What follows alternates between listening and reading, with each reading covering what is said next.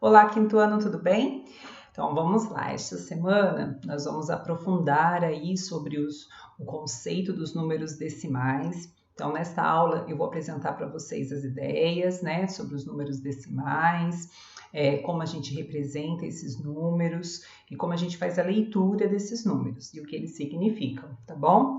E aí quando a gente vai falar, né, em números decimais, a gente vai relembrar de frações decimais, tá? Por isso que a gente acaba sempre estudando antes, né, dos números decimais, as frações, né, para a gente compreender bem que a frações representa parte de um todo, né, e os números decimais, eles também têm essa mesma ideia, tá? Vamos entender qual é essa relação? Então, primeiro, quais são as frações decimais?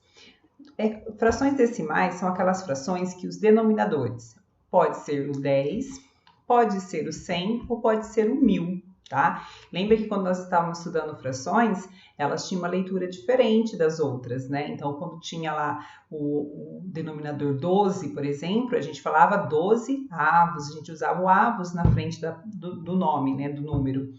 Agora, nas frações decimais, não, a gente lia como décimos, centésimos e milésimo. Então, elas já tinham essa diferença aí em relação às outras frações, tá?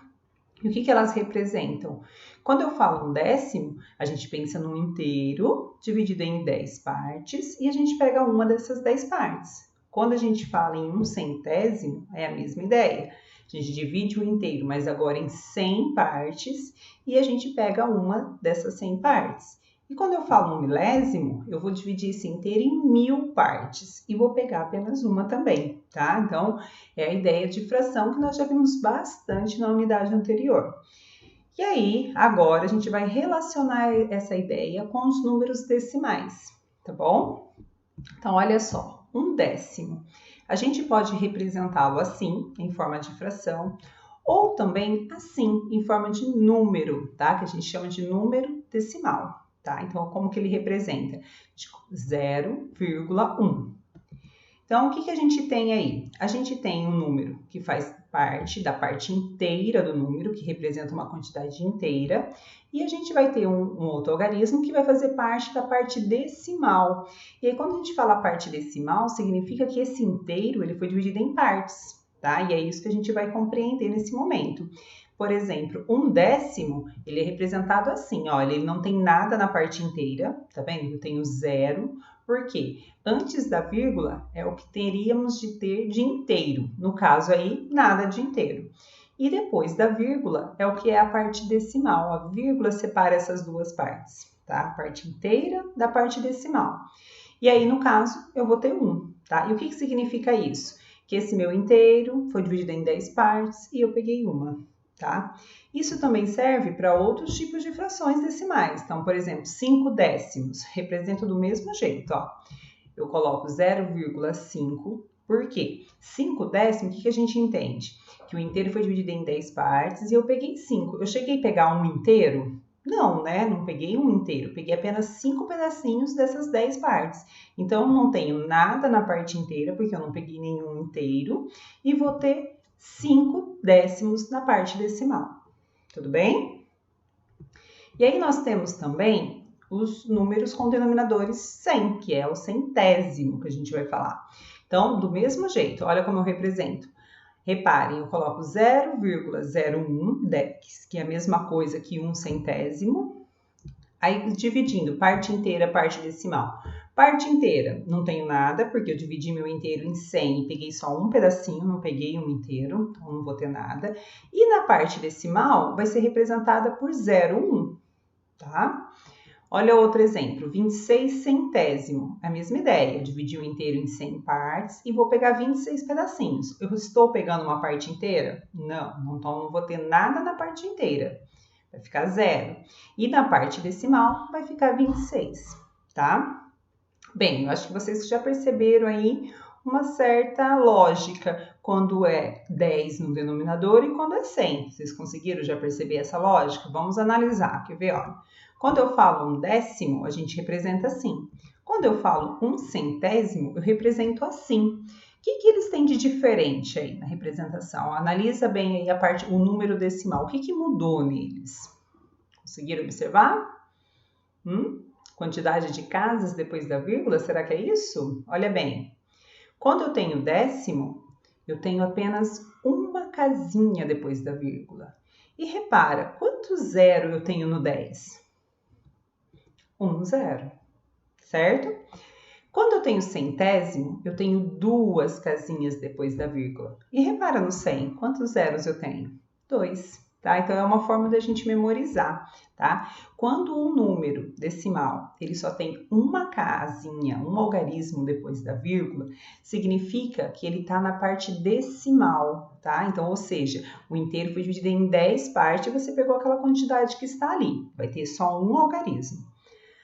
Agora, se o algarismo tiver se o número, perdão, tiver duas casinhas depois da vírgula, dois algarismos, então significa que esse inteiro foi dividido em 100 partes. E aí a gente vai falar centésimo e não décimo.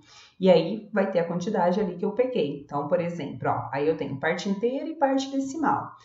E aí nessa parte decimal, a gente tem divisões. Eu tenho décimo e centésimo, igual na parte inteira, quando a gente começa a estudar os números, a gente não tem unidade, dezena, centena e assim por diante.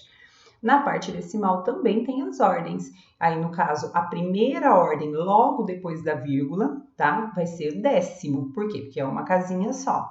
A segunda ordem depois da vírgula vai ser centésimo, porque são duas casinhas, tá? Depois da vírgula. Então, olha aí, por exemplo, 8 décimos, como que ele fica representado. E olha agora 18 centésimos. Perceberam a diferença? Tá? Então, vai lá na casa do centésimo, né? Porque tem dois algarismos depois da vírgula. Tudo bem? Bem, nós vimos décimos, centésimos e os milésimos. É a mesma ideia, gente, é a mesma lógica. A única diferença é que o inteiro aí ele vai ser dividido em 1000 partes, né? Então, quando eu falo 1 milésimo, eu represento assim, olha só como eu tenho que ficar bem atento. Eu tenho que colocar esse 1 lá na ordem do milésimo, né? Então, ele vai ter 3 casinhas depois da vírgula, né? Então, ele vai ficar assim, ó. Décimo, centésimo e milésimo na parte decimal. A parte inteira não tem nada, né? Porque eu não peguei um inteiro. Então, e aí eu vou ter 0 no décimo, 0 no centésimo e 1 lá no milésimo, tá? Por quê? Porque ele tem que ter 3 casinhas depois da vírgula, porque o inteiro foi dividido em 1000 partes. Então, é isso que vai diferenciar eles, tá? Então, por isso que tem números que vai ter apenas uma casinha depois da vírgula, outro com 2 e outro com 3. Tudo bem? Então, aí tem um exemplo aí agora, ó, 324 milésimos. Então, 0 na parte inteira, né? E 324 que vai até o milésimo. Tudo bem? E aí, aqui tá, volta a chamar a atenção, né? 3 casinhas depois da vírgula, porque foi dividido em 1000 partes o inteiro. E como que a gente lê esses números, né? Então, a gente vai ficar atento sempre à quantidade de algarismo que vai ter depois da vírgula. Então, por exemplo, aqui, eu não tenho nada na parte inteira, então não preciso falar. Eu vou falar só a parte decimal. E ele tem 3 casinhas. Então, eu vou falar o número normalmente, eu vou falar 128, e aí eu vou completar com a palavra milésimo, porque ele tem 3 casas. Então, vai ficar 128 milésimos. Com 2 casas, né? Aí, no caso, vamos lembrar, 2 casas são que tem 2 zeros, é o 100, não é? Então, a gente vai falar o número normal, 62, e vamos acrescentar centésimos. Aqui, 2 casinhas também, não tem nada na parte inteira, então, só vou falar a parte decimal, 95 centésimos. Aqui, só tem uma casinha depois da vírgula, não tem nada na parte inteira, então, eu vou falar apenas 6 décimos. Tudo bem? Então, essa é a diferença entre eles. Quando tem 3 casinhas depois da vírgula, é porque foi dividido em 1000 partes. Então, a gente fala milésimo. Se for 2, centésimos. E se for apenas uma casinha depois da vírgula, é décimos. E aí, a gente vai ter também números decimais maiores do que 1, tá? Como tinham as frações. Lembram das frações impróprias? Que elas representavam que eu tinha pego mais do que um inteiro? É a mesma ideia, tá? Então, por exemplo, esse número. Eu tenho aqui a parte inteira dele, que vai ser 3, e a parte decimal, que é o 5. E aí, repare, eu só tenho uma casinha depois da vírgula. Então, significa que ele está no décimo. né? Então, como que representa isso? É como se esse inteiro ele estivesse dividido em 10 partes e eu peguei 3 inteiros totalmente, né? Peguei 3, imagina barras de chocolate, dividida em 10 partes. Eu comi 3 barras inteiras e a outra barra eu apenas comi 5 pedacinhos. É isso que significa quando eu tenho números maiores do que 1 na parte, no números decimais, tá? Então, antes da vírgula representa a parte inteira, depois da vírgula a parte decimal, certo? E como que a gente faz a leitura desses números? Bem, a única diferença é que agora a gente tem que falar o que está na parte inteira primeiro. Então, eu vou olhar ali. Antes da vírgula, eu tenho 2 unidades, 2 inteiros.